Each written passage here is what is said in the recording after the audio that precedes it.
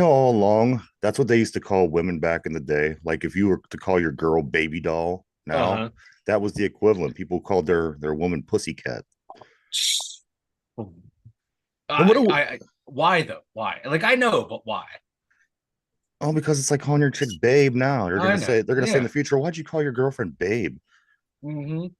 And then also another thing that I could recall is when my grandpa, he would when he was still alive when I was a kid, he would always say stuff along the lines of because he was from a different time. He would also always say stuff along the lines of, okay, for example, I remember being in the backseat of the car one time and I was pretending I was shooting the people behind me. Uh-huh. The people behind. And my pappy said, he goes, don't do that. Don't do that. He says, they're liable to pull us out of the car and punch me in the puss. He literally said this. What? Dude, I remember it like it was yesterday. He said they were going Oh to my punch him in the God. puss. But apparently that was the face back then. The face was the puss.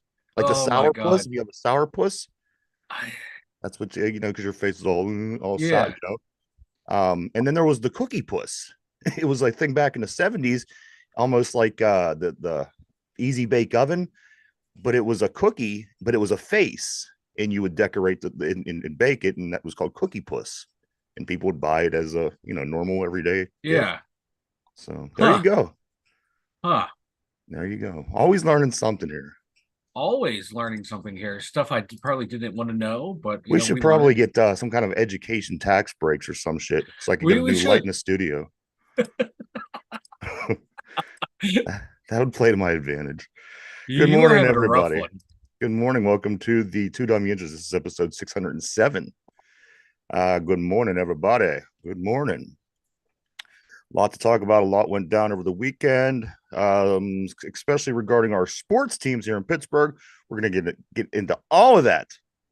We're And not going to leave more. anything out, Mike. Nothing's being left out. Nothing's being left out because that's how we do it here. That's how we do it here. I got to adjust my volumes. There we go. But there you go, everybody. Welcome back. This is 607 episode, that is, of the Two Dumb Yinzers. First, I do want to say this by starting off the show. Mike, guess on October 2nd, the AEW will be back in Pittsburgh. I've seen the way that they have it set up for how they're going to set it up for seating. Mike, they must not get any people for these AEW Oh no, shows. they don't, and it's comical. Like if the owner's dad wasn't a billionaire, they would have been out of business a long time ago. Like Like, the stadium, it's like how, okay, say you go to a WWE event and they have that big cloth in the yeah, background where they have the stage, bro. It's pushed all the way up, and like literally about a oh third of yeah, the seats are what's going to be used for the oh yeah. AEW. uh It's funny. It's like, oh my God. But you know that's you had a chance to be like just not a competitor, but an alternative, and then you wanted to try and compete against them, and you sign everyone to these bloated contracts, and it doesn't work out. They are like the Washington Commanders of the wrestling industry. the thing is about that, the Washington Commanders, you can't hide the fact. You look and you can see small amounts of Hmm. fans there. The wrestling, they hide the fact. It's like, oh, we don't Oh want you yeah, to, we don't, everybody knows that we darken the don't get the lights and customers. stuff. Yeah, We don't want you were here, what it's like, but yeah. we don't want it publicly known that this pretty much sucks. But that is, guys, October the 2nd, see Pittsburgh's own Britt Baker and the rest of the AEW roster come to Pittsburgh. That is October 2nd. You don't want to miss it. I'll miss it. Yeah. Yeah, you missed Brian on the board. Good morning, Brian. Brian says, I've heard of the Derpy Puss, very well known phrase around the Ohio area. It's very well known. Derpy Puss, where are you? Yeah, Derpy's not here today. He'll be back tomorrow. He has Monday things to do. He does. But guys, we are going to jump into the Steeler game. Of Yeah. course, the big news of the weekend is the Pittsburgh Steelers. They start off 2-0. They're in first place. The Cleveland Browns, they managed to get a win. They're sitting right behind us with a 1-1. However, the Baltimore Ravens and the Cincinnati Bengals both fall again, which couldn't be any better. They both fall to 0-2. It's early, but you know what? Enjoy it, people, because again, as the season moves on, it's going to get a lot more difficult, to be honest. We're going to start seeing a little bit more over the next few weeks. And then as we get into the second half of the season, it should get even more difficult than that. So let's just enjoy this while we can. Let's talk a little Steelers. everybody. The Pittsburgh Steelers, of course, they win 13-6. Mike, I thought they were going to put more points up on the board, being up 13-0, but the results of the game was 13-6. A lot happened in this game yesterday. Yeah. And there's certainly a lot of things we're going to be able to talk about today. Yeah. Broderick Jones being one of the most popular conversation pieces that people Uh-huh. decide to talk about. We're going to want to talk about today. Of course, Justin Fields. Hey, good morning on the board, Jennifer. Nice to see you as always.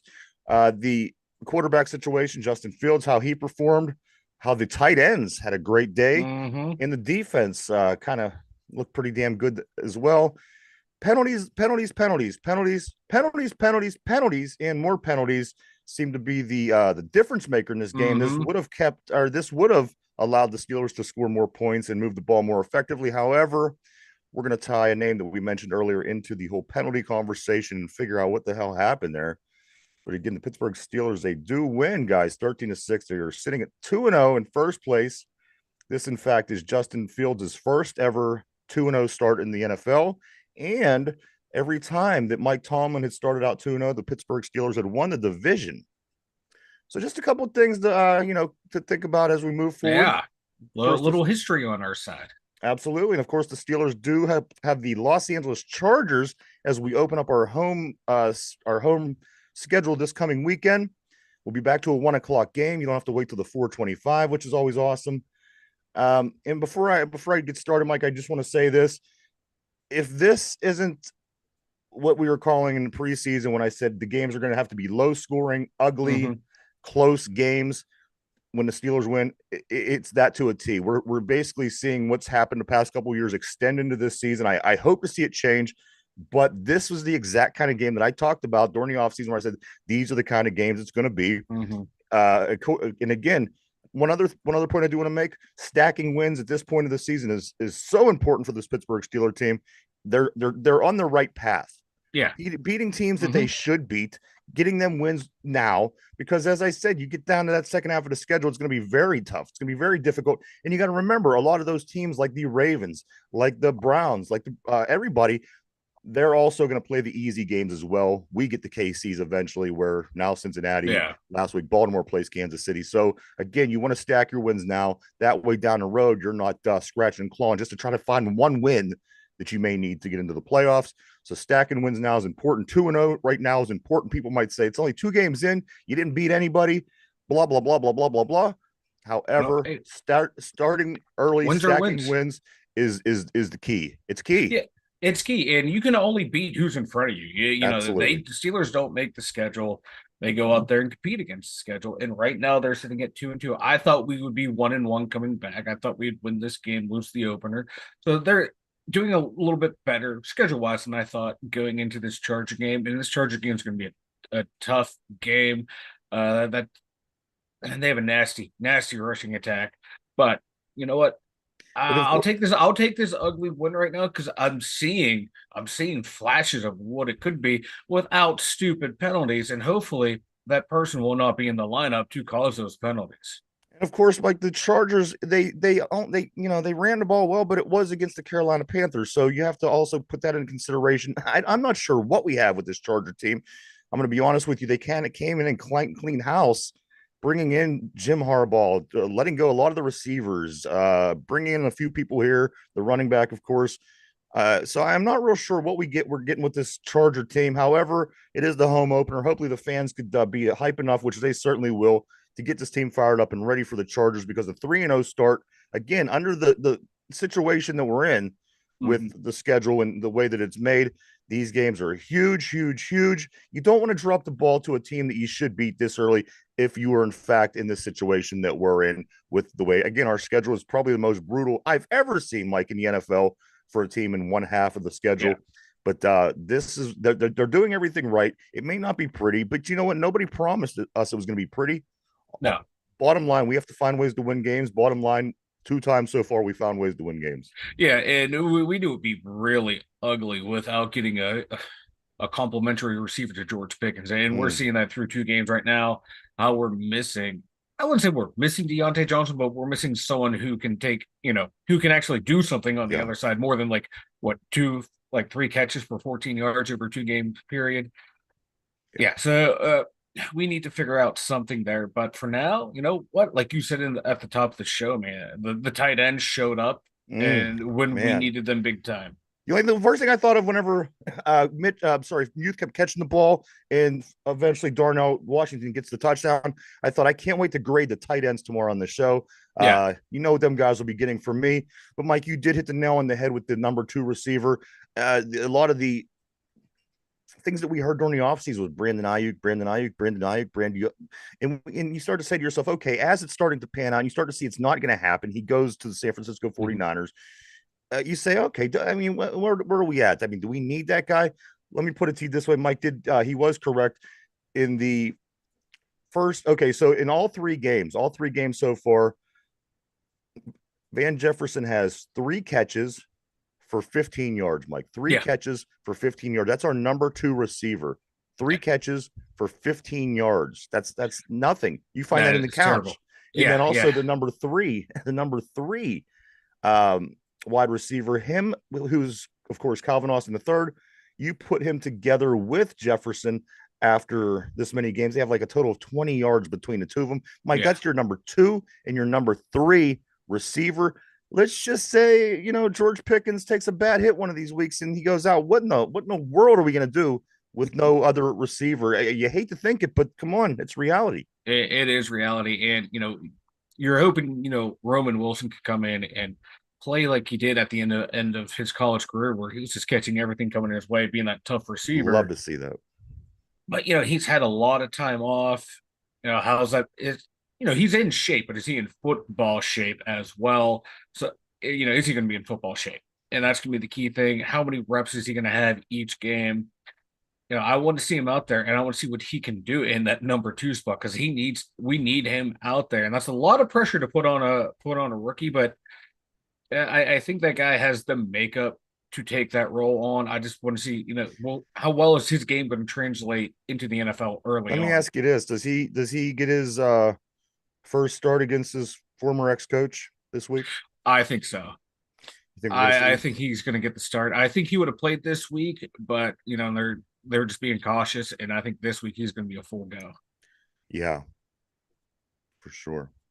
Let me address the board for a moment here. Jen says that TD was great to see the big guy. Absolutely. You know what? I just love Mount Washington, and I've been telling Mike that for a couple of years, not to talk, to down talk Fryermuth, being the Penn State guy. I literally love our tight ends. I mean, the whole situation that we have between with Mm-hmm. Fryermuth and Washington, and even you throw the little meatball under the Hayward Minor. He's a decent piece to put in situations where you might need his kind of abilities at tight end. But I loved it. I loved it. I loved it. Of course, you want to see touchdowns. We couldn't wait for the Yeah. first touchdown. So congrats on him to Darnell Washington. Mount Washington is a beast. Also, Brian says Jefferson drew the big penalty down the right sideline. I mean, I'd like to see him do more. I mean, drawing a penalty and getting 2 catches for 14 yards certainly isn't going to do it. So hopefully Roman Wilson is able to play. I'd like to take a peek of that because we didn't throw Cortland Sutton on the airplane and bring him back with us. I mean, Yeah. he was invisible during the game. I don't know if he was there, but that didn't play out. That didn't happen. So here we are, guys. We're going on week 3, game 3 of our 17 game schedule, 18-week overall. And this is where we're at. We have no number 2 receiver. We win low scoring, close, ugly games. I mean, I don't imagine, unless something really turns around, Mike, that this isn't going to be what the Pittsburgh Steelers season is in a nutshell. I will tell you the answer to fix it all later on in the show. But Mike, let's start on the big problem, the pink elephant in the room, if you will. Mm-hmm. They line him up at tackle every once in a while, and let's see if he could play. I don't know what in the world was going through his head. Of course, leading up to this game, there's the dude doesn't know his position, the dude doesn't know this, the dude doesn't know that. You did a little bit of extensive research into the gentleman Broderick Jones. So, Mike, I'll let you take this. I'm going to hand it off to you. What do you think? Yeah, I think Broderick Jones is approaching bust territory. Eh, you were drafted, to compete against Chukwuekwor for and Dan Moore Jr., two tackles that at that time were not great. it took for Chooks to flip out on the coaching staff for you to be able to start. You came in, you played well. You're playing at right tackle. You look like you're going to be a dominant run blocking right tackle. Cool. We got that piece of the puzzle down. Then they draft Troy Fatanu. They play him at right and left a little, and they play you at left and right a little. Now, all of a sudden, that messes with your brain, but it doesn't mess with Fatano brains. It didn't mess with Spencer Anderson's brain when he was bounced around the line all last year, learning different spots.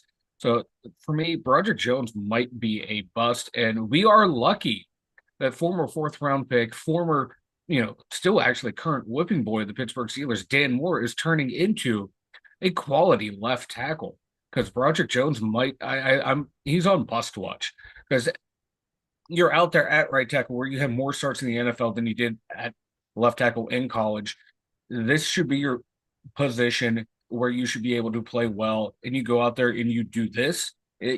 3 penalties on one drive that cost us 7 points.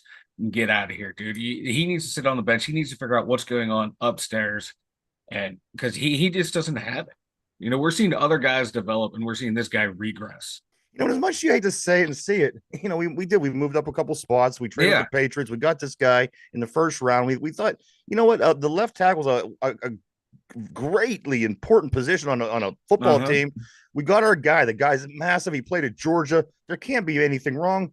I don't know what's going through this guy's head. Again, as Mike said, 3 huge penalties. I'll get into penalties in just a second here, but come on, he single-handedly killed that drive. Yeah. I think it was 2 holdings in a offsides. Yeah. Come on, I don't know what's going on between this dude's ears, but they yanked him out of the game. I don't even know if we've seen him the rest of the game, Mike. No, we did not. Beyond that, they were not happy. But at this point in the season, guys, the Steelers have 1 touchdown and 138 penalty yards. However, this team still manages, guys, to be 2-0, sitting in first place. It's gonna have to be that kind of season, Mike. Let's find ways to win them close, win them ugly. They're gonna be 18-10 wins. They're gonna be 13-6 wins. And as I said, probably similar to last year when we played better teams, as when we played San Francisco last year and the year before with the Philadelphia Eagles. It's probably going to be very difficult for this team to stay in them ball games.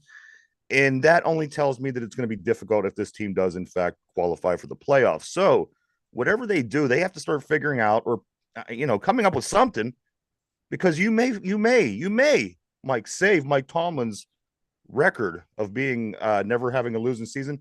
But I don't know if you're going to see any change if this team happens to get into the playoffs. At this point, anyway, we still have a long time. Don't get me wrong to figure these things out. Yeah. But do you agree that this is going to be something that's probably going to be very similar to the past if we would enter the playoffs in the state that we're in? Yeah, because they're not going to be able to upgrade that receiver 2 position. If we had an upgrade over there, I think this offense would be a little bit further along than what it is now. Because you see the way they're moving guys around on the offense. They're using the 3 tight end set, rotating in, different personnel groups. But the only guy getting open consistently is George Pickens. And boy, does he get open. Like he made Patrick Surtain look like a very average cornerback. Yeah. Like George might be a top 5 receiver. Like the stats might not reflect it, but his ability out there, Surtain's the highest paid corner in the league, regarded as one of the best, if not the best. And like you said, he made him look ordinary and average. And my God, if we had a receiver next to him who could gain separation, who could draw defenses over there too, this offense would be a lot better. I like the way they were moving George around from inside outside to get him away from Surtain. Turns out they didn't need to. And I like the way they're getting Freiermuth involved. I like the way they're starting to go over the middle of the field. So that there's steps there. You're seeing what they can do, but you got to get the production out of everyone else named not Muth and not named Pickens. Someone's got to step up out of that receiving core. And right now, they don't have anyone who can do it. And it's a lot of pressure to put on Roman Wilson. Absolutely. I mean, he's the next natural step, though. We got to take a look at him. We got to see what he's going to bring. We got to see what, because that goes a long way in the way this season plays out, Mike. And again, we still have time. There's trade deadline. There are things that we could do. So I mean, to get over concerned about this, is one thing, but I don't think that that's where we should be at quite at this point. Again, we're finding ways to win football games, and at this point, you can't do better than 2-0. So No, we you can can't. hopefully continue to work, with the linemen and in their all their situations, and then the wide receiver and everything. Mike, it's got to come together. And again, we're doing better than 90% of the league. There's maybe I think 4 teams in the AFC that's still undefeated, and a couple in the NFC as well. So I mean, there's just people that aren't doing as well as we are, which believe it or not, that's a good thing. Now these penalties, Mike, I want to talk about the penalties for a minute. Um, what was the penalty numbers? I know I had it here somewhere. Give me 1 second here. Yeah. I have the game stats. Oh my God. Penalties. We had 10 for 78. They had 9 for 124. So I mean, for everybody, and don't get me wrong, it's me too. But I'm watching a game, and it seems like they called 300 penalties against I us. know. It's And like when they listen, called them. this is reality. There was 10 penalties called against the Steelers for 78 yards. Let that sink in for one moment. 10 penalties, 78 yards. Denver had 9 penalties, 124 yards, about 50 more yards, almost more penalty yards. I don't remember that. Was I in a trance? Was the heart attack Yeah. from the game? I mean, I come on, Mike. They have 50 more penalty yards than we had. When did this happen? Yeah, that's what we were talking about during the game. Or like when I remember the guy getting the personal foul, throwing his helmet, and then no call on that after the hit on Calvin Austin.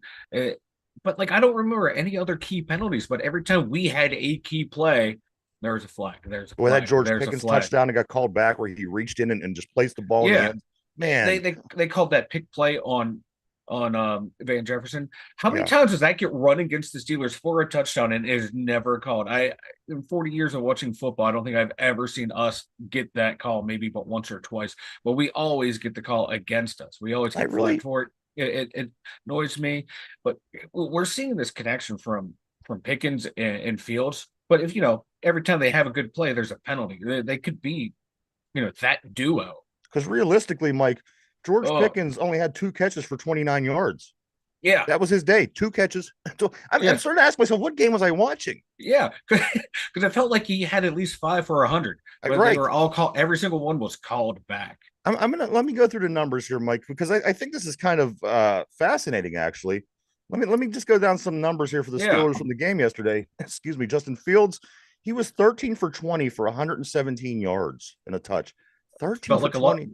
Felt like a It lot more it than seemed that. like more, right? Yeah, Running backs, Mike. Najee had 17 carries, leading the way for 69 yards. Justin Fields also up there in rushing. He had 8 carries for 27 yards. hmm Jalen Warren had 9 carries for 42 yards. The receiving numbers were Pat Fryermuth led the way with 4 catches, 39 yards. Washington, he had a catch in for 5 yards and a touch. Pickens 2 for 29. So I mean, what I felt that I was watching yesterday, it yeah, certainly. I mean, it was this the Matrix. What the hell is this? yeah. And this is like a game where you look at the stat sheet, you're like, oh my god, it was the offense was putrid, couldn't do anything. But you turn on the film and you watch it, and like, we were moving the ball. Like Najee said, we're fucking ourselves. That's Yeah, it's like it's frustrating. It's these penalties that are killing us. You clean that up, like you're going to have another one, maybe 2 touchdowns in this game. You're going to Fields is going to be around 200 yards passing. Najee is probably going to be about 100 yards rushing. George at 100 yards receiving, which is where you want these guys at. But the stupid mental mistakes up here, and and hopefully, and that bad call on Dan Moore, that block where he throws a guy to the ground. Same thing happens to T.J. Watt the very next series, and that's not I'm flagged. getting tired of them Maybe making bad calls and turning around saying, "Oh, you know what? We made a mistake. We'll make a yeah, call right for you know what I mean. Don't do yeah. this And every then week." that once again, that wasn't that typical of the Cowher Cordell era, getting a letter from the league. Yeah, we messed up, and Yes, then these tight games. if So this it's isn't it's a the carbon Cowher copy. Cordell era, I It don't know feels what it like it. is. I Yeah, mean, it we feels lived like through it. this, and this is exactly what it was like. You want to talk about being in the Matrix, man? I think we hit the reset button to the '90s, but those mental mistakes need to stop. Mike. So And also, let me give you some team statistics. Passing. We had 110 yards passing. They had 231. We had 141 yards rushing. They had 64. We edged them in the first down, 16-13. Third down conversions, we were 4 for 13, where they were 2 for 12. We both took 2 sacks. We punted the ball away 8 times. They punted 6 times. However, they did turn the ball over twice. Yeah. And we did lead in time of possession by roughly 5 minutes or so. But this game shouldn't have been this close, in my opinion. It's all about, as Mike was saying, the penalties were huge, execution's huge. A lot of things happened. It certainly wasn't the defense. The defense looked as solid as they always do. But we got to find ways, Mike, to do more than that, because again, a 13-6 win over this Denver team is not gonna yield the same kind of results when you're playing Kansas City and Baltimore and Cleveland and Cincinnati and Philadelphia. So, again, a lot of work to be done. A lot of work to be done. Yeah. But I don't feel too discouraged. Again, Mike, it feels to me similar than, as it has been for a couple seasons, but you have a little bit of faith that it could get a little bit better. You got a quarterback who's been in the league for 4 years opposed to trying to start a rookie. You have, a new offensive coordinator opposed to the trash can that was Matt Canada. You do have, a lot of situations that can start getting better for you. And as well, we have guys starting to get healthy too. So, that plays a role. Yeah. But Mike, we're getting Fatanu back, and it looked like he's settled down in nicely into that right tackle position. Like I said, hopefully we'll get Roman Wilson back. That'll be a huge addition. And like real quick, Jennifer said on the boards, almost like Tomlin was playing to preserve the lead, not letting the offense pass in the second half. Again, that felt like the Cowher Cordell era. You get that 10-point lead at halftime, and you just grind out the clock and let the defense take care of business and get out with a win. It's not pretty, it's ugly, it's frustrating, but I'll take the win. You have to win how you have to win in the league, and we have to win how we have to figure out how to win better though. Because again, Mike, these were 2 pretty bad teams. Again, I'm going to watch Atlanta tonight to get a second opinion on how Atlanta plays against Philadelphia. But that team we played yesterday they had nothing. Yeah. They literally had nothing going for them. Yeah. They couldn't throw, they couldn't pass, they couldn't play defense. I mean, that was just a bad team. And it hurts that we lose or that we win only 13-6. I would have liked to seen a little bit more out of it. Something, anything. Yeah. Well, you know what? Denver scored 20 points last week. We held them to 6. So we took down that mighty offense that was scoring 20 points in that first week. Well, we do have the number we have the highest paid defense in the league, so that should go without saying. It should go without, and we have one of the lowest paid offenses in the league, if not the lowest. So you kind of get what you pay for. I've been saying that all along. It's like we could criticize the offense all we want, but you get when we got the 2-for-1 special, the blue light special. We went to Kmart. I've been saying that all along. I said you get what you pay for. Yeah, but I'm expecting more out of the offensive line. I like the way they're pass blocking. It's their run blocking that's starting to annoy me. On this offense, we're not opening up those big holes like we were last year towards the end of the year. Hopefully, when Seumalo comes back, that will change. One advantage that I think Justin Fields has is his escapability, and I like that because the way that line's breaking down, and people aren't mentioning that because Justin Fields is finding a way to escape. Justin Fields is finding a way to get the ball out of his hand. But you turn those into sacks, a couple sacks here, and maybe a bad throw because of this. This is a whole different story, Mike. The offensive line does need to play better football. And, can you really blame on these guys? They're just getting plugged and played constantly. Okay, I'm here today, you're there today. So, I mean, you have to try to build that cohesiveness with the people around you, your teammates, and things like that as well. But they're certainly, Mike, again, I feel optimistic. We're 2-0. Yeah, but at the end of the day, there's a lot of things that I think we still need to take care of. Oh, yeah, there's things that need cleaned up. Yeah, this team is an average football team, so there's always going to be something that needs cleaned up. But that defense, the front seven didn't impress me that much yesterday as a whole. I'm sure we'll get that with the grades. But overall, that secondary, I think we are developing one of the best secondaries in the league. And then we bring back Terrell Edmonds the other day. He was not available for the game, and then he'll be back. And you're seeing all of our safeties. All of our KZ gets an interception yesterday. The other Corey day, Trice stepped up huge. The other day, Deshaun Elliott. So the safeties, they're getting their interceptions, and then Jackson gets his first interception in the first game. And then, as you said, Corey Trice. I mean, come on, you couldn't have asked for a better moment for this dude. Yeah. We're actually watching the game, and Jackson gets hurt. And I said, Mike, wouldn't it be awesome if Trice could come in and make a big play right now? Yeah. Shit you not. It was the very next play. He gets an interception in the back of the end zone. That's what I want to see from Corey Trice. And you know what? The secondary, it was a good play. The thing about the secondary, Mike, you as the season started, you think to yourself, Cam, it's going to take a while to get Cam Sutton back. But you know what? By the time Cam Sutton gets back, we might be happy with what it is that we have. Yeah. Beanie Bishop made a couple big, broke up a couple big pass plays. Hmm. So again, yes, things to look forward to, things to look forward to, things to look forward to get better for the Steeler team. I Yeah. think is key. Offensive line got to get their shit together. People that are injured, they're coming back, get them healthy. We'll eventually get Cam Sutton back heading into that second half of the season. So yes, I mean there is optimism. And again, Yeah. as Jen says on the board, 2-0. We're 2-0. There's nobody Yeah. else that could say that they're better than we are at this point because we are the same as or better than every team in the league. As it should be. It feels right, but it doesn't feel It right. doesn't feel right. Just how rough we're playing. But like I was telling you, man, I was watching a lot of football for the first time in a long time, and watching some of these offenses play that are supposed to be high-powered offenses, like out in Detroit. I'm watching some of their play calls. I'm like, we run that, and they do it too, and they do it just as bad as we do on some of Yeah. these. Let's go east-west type plays. Even some of their vertical plays weren't hitting there, but they would hit them in spots. So it makes me feel a little bit more comfortable watching some of these other teams play at that I don't usually get to watch because we usually play at 1 o'clock. But Yeah, Mike, it's giving me a little bit of comfort that we're not the only offense struggling, but I want us to do a whole hell of a lot better. yeah, no, we will. And as you said, I mean, we're getting a chance to watch other football teams play. Nobody's playing fantastic. No, I mean, with the no, God, exception of, no. I mean, come on, Detroit. I would have expected them to be 2-0 at this point. They dropped one yesterday. Yeah. We'll get into some scores here shortly. A couple other things from the game, Mike. Linebacker Tyler Matakevich and tight end Michael Pruitt both were the injuries at the end of the game yesterday. Matakevich with a hammy and Pruitt with his knee. We'll see how those play out as time goes on. Coach Tomlin will That's certainly address us yeah. tomorrow on those and the rest of the injuries. Matakevich can be a huge one. He's a key contributor on special teams. Yeah.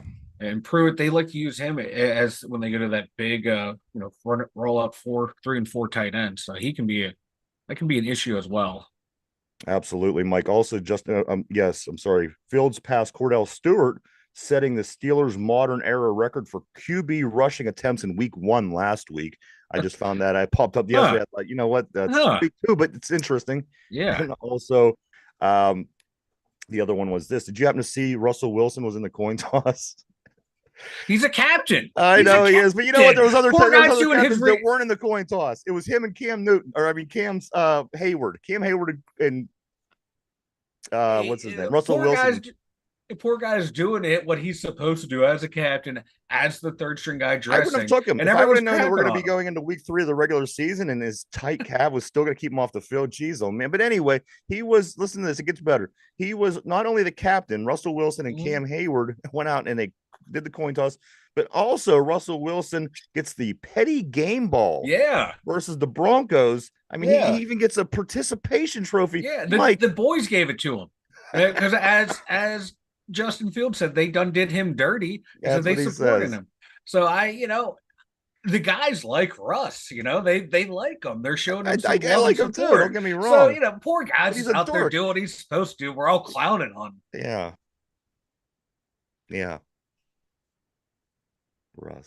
Well, anyway, we will see. He's a cornball, so he deserves a little bit of, he deserves a little bit of grief. He's making $35 million this year. We let these guys hang in a little too much, in my opinion. It shouldn't have came down to the end of the game with them having a drive and they were only down a touchdown. I mean, there again, a lot of things that need to be fixed, but it is, guys, only Week 2 in the regular season. Hopefully we can iron some of these things out. Again, we have the Chargers at home next week. Then we go on the road to play the Indianapolis Colts, who sit at 0-2. Chargers right now are 2-0. They beat the Raiders and they beat the Carolina Panthers. But then after that, as I said, the Colts, they are sitting at 0-2. And then that'll be the first quarter of the season. That's what I'm saying. You have to come up with something quick. But, it's still early. Mm-hmm. Look, here we go. After these 2 games, here we're sitting at a quarter of the season already, Mike. So, it goes fast. We have to figure stuff out. We have to figure it out fast. We have to get healthy fast. As you mentioned, Vitano played yesterday. That's a step in the right direction, certainly with this offensive line. And as Brian's saying on the board, Brian says Beanie Bishop missed 2 tackles yesterday and both gave up first downs. He did have a few nice plays as well. I couldn't agree more. I thought Beanie was he did well. He did well. I was very excited. My big guy on defensive guys was Corey Trice. Oh, I see. That's your guy. Yeah, I've been for how long since he's been drafted? For a year and a half almost. Yeah. So to see him get that interception in the back of the end zone and saving them again, that guys gives them 7 points. And what does that make the final score? Who Yeah. knows? But Yep. again, we win 13-7. So let your do what you want with that. Mike, let's go into some grades here. We got to do this because we still have a lot to go over on the show. Let's hop into the quarterback or into positions. Quarterback, Mike, what do you grade the quarterback play yesterday in the Steeler game? We're now, people, if you don't know, we do a school grade system: A, B, C, D, F. And I'm going to go through each position group, and Mike will give me how he felt that they did. If I agree, I'll agree. If I don't, I don't. But here we go, Mike. The quarterback room did how? What did they grade yesterday for you in this game? For me, I'm going to give Justin Fields an A for, he did what they asked him to do. They didn't turn the ball over, played efficiently, got us a touchdown, should have had two, but from some Now, penalties, what I'm would an giving him an A? A. What I mean, what would an A? Another person uh with an A constitute? I mean, I would think a nice game, passing, a lot of yards.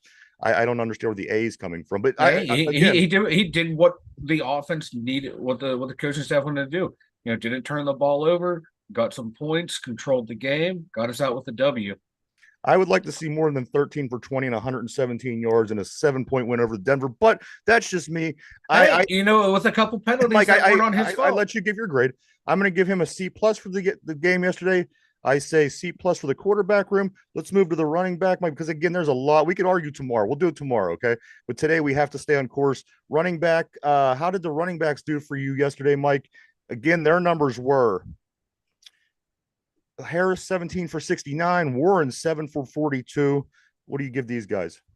I'm gonna give them a B plus. Okay. I think they did well. Najee still needs to hit that hole a little bit faster. But when the holes were there, they were getting to him, but I want Najee to go a little bit faster. But yeah, B plus. Yeah, I think they did very. I give him a B. I think Najee. I agree with you 100%. I'd like to see him hit the hole bit faster, but once he starts getting, he's making contact and guys are hitting him, Oh he yeah. tends to always gain. Yep. And it was nice to see also Jalen Warren with more carries yesterday as well. He had 7 or 9, depending on what it is I wrote, compared to last year. I think he only had, or last week he had 2 or 3. So I give these guys a B. It was a fair day. There was Yeah. 141 yards rushing by our team. That's pretty good. Next, also, Mike, we have the tight end room. What I couldn't wait for. Yeah. Look, can I go first? Go first. I want to give them a big red A. Come on, these guys were the game. One scored a touchdown, the other one caught a bunch of passes. I really give these guys a big red A plus. Mike, these tight ends I thought were it yesterday. Yeah, I'm gonna go with an A as well. The only negative was the holding penalty by Baby Hayward that negated another big play. Yeah, That was the only. But other than that, man, I love the way they were fragments with used across the field, all over the place. I love the way they were blocking when they went into that big personnel, especially Mount Washington. Not only that touchdown, but his run blocking on the line, opening up holes when he's in he's there. so It's a thing big. of beauty. He is so big, man. I love watching him play. I love seeing him And down he in the might be red a zone. better tackle than Broderick Jones.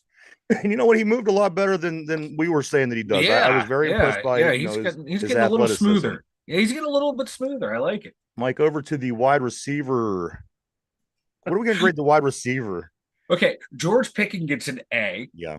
I don't care what his stat line was. He had so many big plays that were taken away by dumb penalties. He gets an A. Everyone else gets a D on that Yeah. receiving core. He gets an A plus. Again, Van Jefferson and Austin were 3 catches, 20 yards Yeah, yesterday. yeah. So That's a big red F. yeah.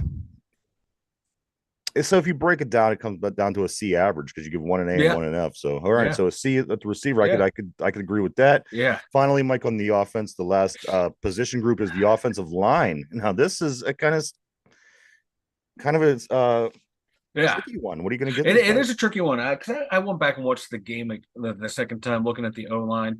They really didn't give up a lot of pressures. Early on, they were opening up the holes in the first half, but when Denver started bringing 8, 9 guys in the box, they were having trouble in that second half.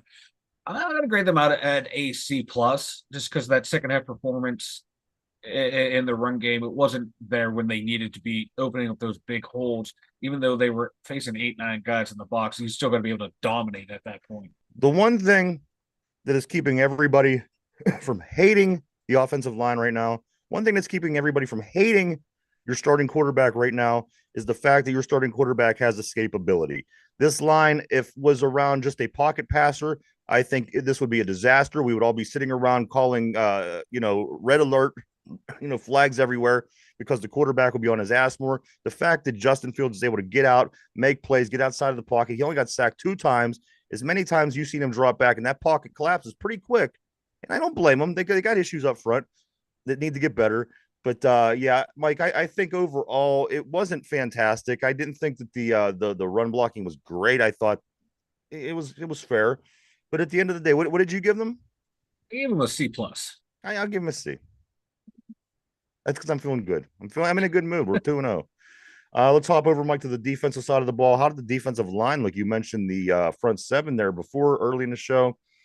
How do you feel about the defensive line? What did they grade for you? I'm giving them a C plus. They didn't wow me. They didn't disappoint me. I expected more from them. They were going up against the O line that had some guys banged up. We did get some pressure.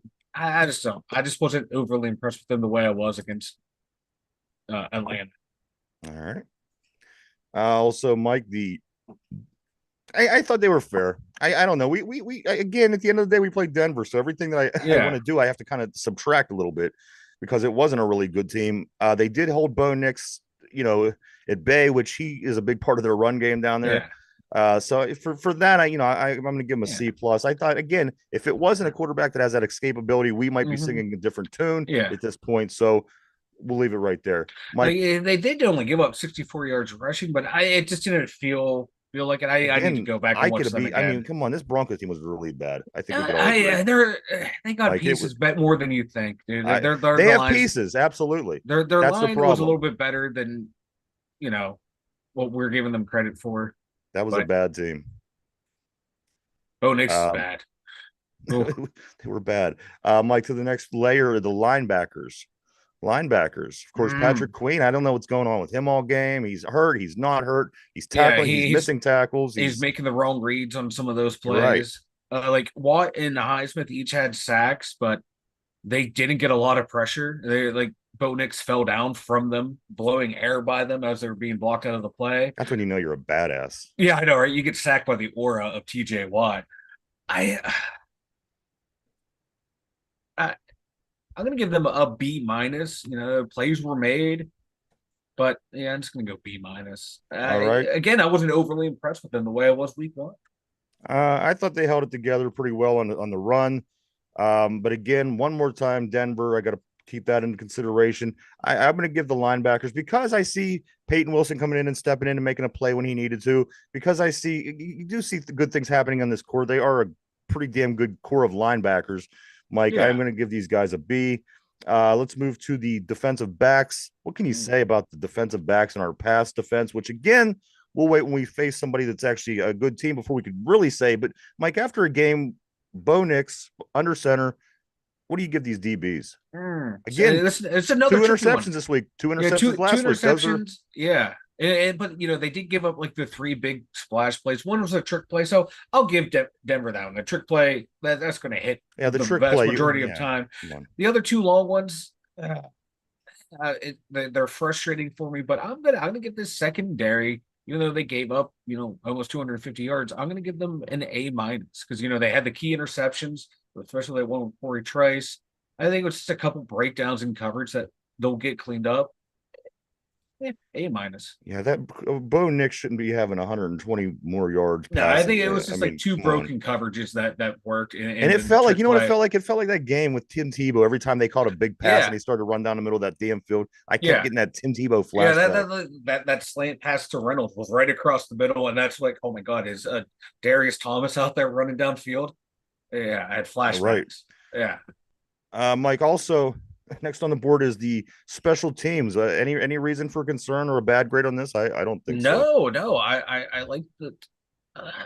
I liked what we did. I like Waitman had 8 punts, 424 yards, 53-yard average, and 2 inside the 20. Yeah, Laws 2 for 2, 53-yard long. I can't think of anything to say about these special teams. No, and their punt return. They had 20 yards in punt returns. Denver did on their 3. You know what? I'm going to give them an A plus. Enough coverage was good. Kicking. after you lose your punter, Yeah. I'm very impressed with the way things went. It could be a Yeah. lot worse.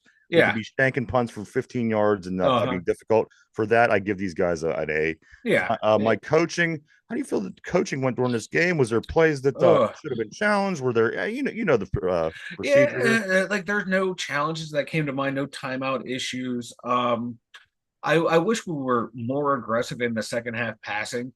When you saw them just selling out for the run on Denver, I would have liked to see more shots down the field, but every time we did, there was a penalty. I'm going to give them overall a B for coach.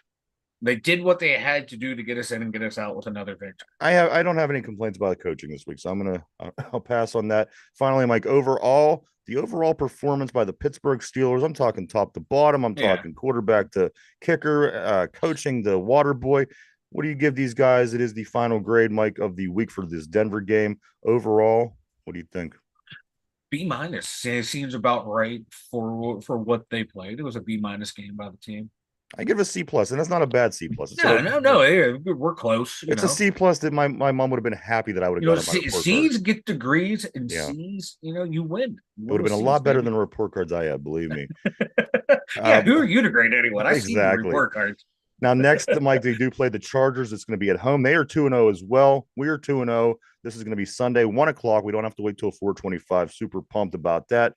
But, guys, let's move on here a little bit. We are starting to run a little tight on time. We'll finish up with the Steelers here shortly. But I do want to talk about the backyard brawl for just a moment, Mike. The Penn State Nittany Lions off for the day. Ohio State Buckeyes, Derpy Squad off for the day. Pitt Panthers, West Virginia, backyard brawl. Come on. I mean, this game was classic. And not only was it a classic game, it came down to a classic ending with this team. Mike, the Pitt Panthers win 38-34 over West Virginia, improving their record to 3-0. West Virginia drops to 1-2. It is their second comeback in a row. Last week, of course, over Cincy. This week, back over West Virginia. Let me jump in real quick by saying this. Florida State's 0-3. Okay, go back to whatever it was you were doing. There's nothing I love more than Florida State being 0-3. Right? It just warms my black heart. It really does. A couple of things here. Eli Holstein, of course, he went 21 for 30 yesterday for 301 yards today. I'm sorry, for 3 touchdowns. He also ran 14 times for 59 yards. The receiving core of Johnson and Mumpfield, Johnson was 5 for 79. Mumpfield was 6 for 76. And also Desmond Reed had 2 touchdowns receiving, and Mike Reynolds had 1 touchdown receiving. In the defense, a couple of sacks, a couple of interceptions. All in all, good game for Pitt. They are off. They have Youngstown State this week. So, I mean, granted, a usual Pitt Panther collapse doesn't happen. They should be 4-0 after this week into their bye, coming out after that to face the North Carolina Tar Heels to start conference play. I'm liking the way these guys look. I think this quarterback, this kid's the real deal. Keep an eye on him again. Eli Holstein, he has really good numbers all the way up to this point through 3 games. So we'll continue to support him and hopefully get a lot of wins this season. Mike, the Pittsburgh Riverhounds, they take an L over the weekend. They lose 2-1 to the Tampa Bay Rowdies Pittsburgh soccer team. They will be playing next Saturday at 7 o'clock against the Birmingham FC team that they just played not too long ago. Yeah. Also, Caitlin Clark of course, we can't go without talking about Caitlin. You can't. I can't. You can't. They win yesterday 110-109. They now have a 20-19 record in a 40-game season, which means they have one game left. They play Thursday. They play the Mystics guys, 7 o'clock Thursday. Then they wrap it up. We'll start talking playoffs after that. But Caitlin Clark did manage to put up in the game yesterday 35 points. She led the game, Mike. She led the game with 35 points over everybody, 8 assists and 2 rebounds. But those 35 points don't count because you have to factor in all the turnovers. Right. The points don't count. The only thing that matters is the turnovers. The victory doesn't matter. It's just the turnovers. You too. And finally, the Pittsburgh Pirates, Mike, they won yesterday 4-3. They lose the series to the Royals 2-1. Next, they have 13 games left. So, guys, we're right at the edge with the Pittsburgh Pirate team. They have 13 games. They start a 4-game series today at St. Louis. Then they leave St. Louis and they play a 3-game series against Cincinnati over the weekend. Come home to play Milwaukee for 3, and they finish up 3 on the road in the Bronx against the New York Yankees. So there you go, guys. 13 games. Pirates sitting in the basement, 15 games out, 10 games out of the wild card. As close to being as eliminated as you could possibly be. I wish they would just put that on there already. Just put them out of their misery, I know. please. Or take them out back like old Yeller and just get it over with. To game 1 of the St. Louis series in St. Louis tonight, 7:45. It is a Paul Skeens day. Paul Skeens on the hill against Andre Pallante. Skeens has a 10-2 record, a 2.10 ERA, 151 strikeouts on the season. Andre Pallante has a 6-8 record, 4.13 ERA, and 77 strikeouts on the season. So do check out Paul Skeens tonight. 7:45 is game time. Not too many of these is going to be left, guys. We got, again, 13 Bucco games left in the season. So do check out Paul Skeens. Mike, it is time. It's time to talk about the website, man. The2dumyinzers.com. Head on over there, everyone. Check it out, please. You got the merch store, you got the blog, you got all of our social media links and more over there. The2dumyinzers.com. Go check it out, everybody. www.the2dumyinzers.com. www.the2dumyinzers.com. All right, guys, we're going into a new team for trivia this week. Of course, the way we do it is the trivia of the week is going to be about the team that the Steelers are playing. We're going to learn a bit about the enemy. So here we go. Mike, put your thinking cap on. Guys on the board, people at home, here we go. When the San Diego Chargers, now I'm talking about the San Diego Chargers. Keep that in mind. When the San Diego Chargers beat the Pittsburgh Steelers in the 1995 AFC Championship game to go to the Super Bowl and play the San Francisco 49ers, who was the Chargers quarterback that led that team that season to the Super Bowl? When the San Diego Chargers beat the Steelers in 1995's AFC Championship game to go on to play the 49ers in the Super Bowl, I'm looking for the guy that was under center and led that Chargers team that season to the Super Bowl. Take a minute to think that over. We're live 5 days a week right here, 11 a.m. to 12 p.m. Eastern Standard Time every day here on YouTube. Check it out. All right, here we go. Question of the day. Mike, Chargers. When the San Diego Chargers beat the Pittsburgh Steelers in the 1995 AFC Championship game to advance to the Super Bowl against the 49ers, I'm looking for the quarterback who led the way for the San Diego Chargers. Any guesses? I always get them confused. It was one of the Harbaugh brothers. I can never remember which one. So let's go with Jim Harbaugh. All right, Jim Harbaugh. Is that your final answer? Sure, why not? I always get them confused. I have a 50-50 shot here. All right, you're locked into place. Mike says Jim Harbaugh led the San Diego Chargers to the Super Bowl. Give it just one more minute in case anybody on the board wants to chime in as well. I'll read the question one more time. When the San Diego Chargers beat the Pittsburgh Steelers in the 1995 AFC Championship game, who was the quarterback that led the Chargers to the Super Bowl? Now, this would have been for not Super Bowl 30. That was in 96 when we played that AFC Championship game. So I want to throw that in there, Mike. I'm not sure if you were confused by that. Does that help you at all? No. It wasn't okay. It does not. Ralph, hey, how you doing, my friend? On the board also, Ralph says Jim Harbaugh.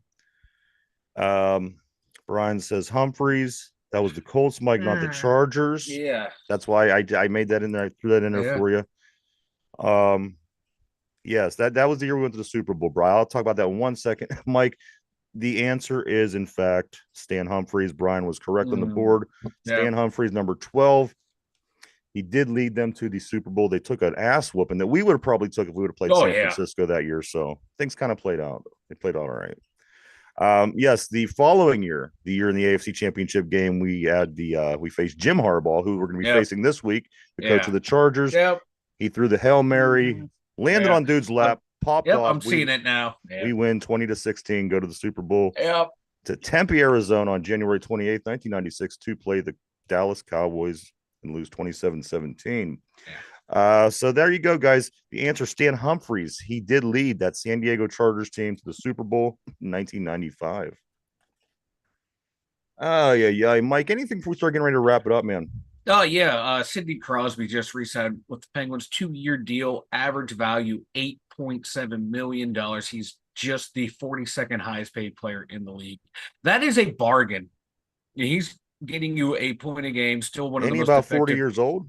He's still one of the most effective 200-foot players in the league. He's How old still is playing he? in, he's 30 something. 37. Yeah, somewhere in that range. And he's still producing at a high level.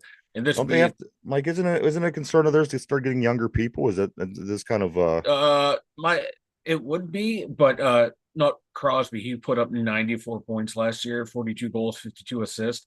They need he's like the only guy out of like him, Malcolm Letang, that should have stayed. And they should have got rid of the other guys and got younger around Crosby, and then he would skate away and you would have a team in place to compete. hmm. Yeah.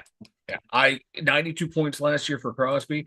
I'm looking for, or 94. I'm looking for about the same this year, looking about 82 to 90 points these next 2 years out of him. And my God, that is a bargain. All right, there you go. Sidney Crosby signs his contract. That's all taken care of. Um, I do want to say this also.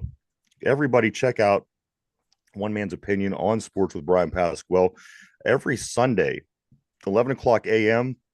We've been running it right here on our platform. We're working together, of course. Brian's a good friend of the show, but it will eventually go to his platform. So, start checking that out, getting liking, subscribing, all that stuff. Get ready because every Sunday morning he does a Steeler pregame show at 11 o'clock to 12 o'clock in the morning Sundays. Mike and I have been on there the past couple weeks. Do check that out. Also on Wednesday, he's on the radio, WBVP 99.3 Beaver County Radio right here. And it's also, you could watch him on Facebook, on YouTube, through the radio station. Also, they have an app. You can listen, all the fun things that you could do with radio on Wednesdays from 4 to 6. He's on there 2 hours every week on Wednesday through football season. And finally, on Wednesday mornings at 10 o'clock, Brian also is making new videos. They're pretty awesome. He basically taught himself how to do this, and most of them are sports related things that I've seen so far. But check out Brian. We'll probably have him on again one day this week, talk to him a little bit about these things. But check out Brian Pasquale. Again, that's One Man's Opinion on Sports with Brian Pasquale. Sunday morning, 11 o'clock. Wednesday morning, he releases videos, and Wednesday afternoon from 4 to 6 is his show on the radio. So do check him out. I think you're not going to be disappointed in that. Derpy should be back tomorrow. I know that's what you're waiting for, Mike. You waited Oh, all I weekend. can't wait for Derpy to be back. That's like the highlight of my week. Right. Let's see what else we got here. Let's see what we got. We got about 3 minutes, Mike, to wrap up the show. I do want to say check out tonight. The Pittsburgh Pirates are playing. Paul Skeens is on the hill. That game starts at 7:45. They're in St. Louis playing the hated Cardinals. Again, Paul Skeens night. There's not going to be many more. We're down to 13 games, guys. You might want to check him out, see what he does special before the season's over. Also, Monday Night Football. Man, that's what we forgot to do, Michael. I'm lucky that we have a couple minutes left because I did want to blow through these Yeah. scores real quick. Yeah. So let's do that real quick and then we'll get out of here. What do you think? Yeah. Yeah. All That right. works for me. All right, we'll get our score because tonight the Philadelphia Eagles and the Atlanta Falcons go at it, Mike. And I'm very, very curious to watch this game again. Atlanta's somebody that we're going to see down the road, and Atlanta's the team that we played, and Philly's the team we're going to see down the road. I want to just see how they look together, how they play, because we played the game that we did and got the results we got. So I'll be interested to see this. All right, guys. So the scores for the week in the NFL were as this. Of course, Thursday night, you remember the Buffalo Bills beat the Dolphins. Tua goes out with an injury. Who knows how long he's going to survive in the NFL? Yeah. I'd hope that he makes the right decision for his own. And once again, the Dolphins can't beat a team with a winning record. Hey, Minnesota Vikings beat the 49ers, which I think is hilarious. But you know what? The 49ers don't have Christian McCaffrey. That is a big, big, big part of this whole thing. Vikings beat the 49ers 23-17. Sam Darnold, MVP. Patriots take an L after beating the Cincinnati Bengals last week. They lose to the Seahawks 23-20. This helps us out because it's an AFC loss. We'll take it. Also, the Commanders, they beat the Giants. No surprise there, 21-18. The Chargers, our next opponent, coming to town with the undefeated record as well. They win 26-3 over the very, very, very sad Carolina Panthers team. This game, you either loved it or you hated it. I fell in the category of loving it, but the Saints, they scored 44 points over the Cowboys in a 44-19 win. As a matter of fact, the first 15 possessions of the Saints season, they scored on the first 15 possessions of their season this year from first week to the second week. They had one punt yesterday. So they Man, whatever Carr's doing down there, it's working. who would have thought? This guy looked trash for the past 4 years, 5 years, and then all Green of a Bay, sudden he big does win this. over the Indianapolis Colts, 16-10 with their quarterback out. They get the victory. The Cleveland Browns unfortunately win against the Jacksonville Jaguars, Mike, at Trevor Banks Stadium. Browns Ugh, win 18-13. The Jets, they topped the Titans. This was a close game. It was 17-17 with mm-hmm. 1 point. The Jets win 24-17. Mike, the Detroit Lions take an L. Now, this is interesting because I've been saying that Tampa Bay is going to win that division. Some people were saying Atlanta. Now people are saying the Saints. But you know what? This tough Lions team that a lot of people are picking to go back to the Super Bowl or at least the NFC Championship game. Yeah. They take the L on the nose by the Buccaneers 20-16. The Ravens lose 26-23, which I think is even funnier. That's even better. Because the Raiders are a pretty bad team. But you know what, Mike? We called it the other day when we said the only person that could stop both Lamar Jackson and Derrick Henry is Robert Spillane. And you know what? He didn't. He did it, baby. He did it. They beat the Ravens. The Cardinals, a big win over the Rams, 41-10. Who's seen that coming? The Chiefs squeak out a win over the Bengals, 26-25 with the kick at the end of the game. The Texans, Mike, last night, they hold on to beat the Bears 19-13. Again, the Steelers, they win 13-6 over the Broncos. And tonight, check out the Falcons at the Eagles. We do play the Eagles later on. We played the Falcons last week. Again, I'm kind of curious to see how these teams look to get a better idea of how we should, may have, could have, will look in the future. So that's going to be big, Mike. And Thursday night game this week is the Patriots and Jets. So some more AFC East teams on a Thursday night football game. But that is your scores of the week. And I do want to say, everybody, thank you for coming and hanging out with us, checking us out today. We appreciate each and every one of you. We really, really seriously do. We wouldn't do it without you. I want to say thank you to everybody on the board. You guys always keep things interesting. Everybody at home. Mike, one more time. Anything before we start wrapping it up, brother? No, man. It's a Steeler victory Monday, man. How can you not be happy? I don't care how they played. They won. I'm happy. Hey, you know what? For me, Mike, I do have the Pitt. I have the Steelers, so I'm happy as well. But I'm always going to find something to complain about. That's just my nature. I know. But you know what? I am ultimately happy. Again, our teams won. Most of them, Pirates didn't. But you know what? At this point, it doesn't really matter anymore. So, Mike, is that it for you, bro? That's all I got. And hey, Canada, you're not getting Crosby ever. There you go, Canada. They all say, "Oh, he's getting traded to one of these teams, or he's getting traded to Colorado. He's not staying in Pittsburgh. He ain't going nowhere. Fuck all you hockey people." Doesn't he still live in Mario Lemieux's basement? I mean, probably. He says he has his own digs by now, but I think he has a room set up there. So Mike just started an international conflict with Canada, but you know what? Mike would be the first, right? You know what Canada. I apologize because you look at the Geneva Conventions as a suggestion, so I apologize, Canada. There you go. Everybody, we do it again one more time. I want to say thank you. We'll be back tomorrow. First thing, do it all over again. Again, Paul Skeens tonight, Monday Night Football. We'll certainly be talking about those things tomorrow and much, much more. So for Mike in the Steeler Central Mobile Studio, myself, everybody have a great Monday. We'll see you tomorrow. And Mike, I think I'm going to have a little play out music as we're going off the air here. Oh God. Ready? Pussycat, pussycat, I love you. Yes, I do.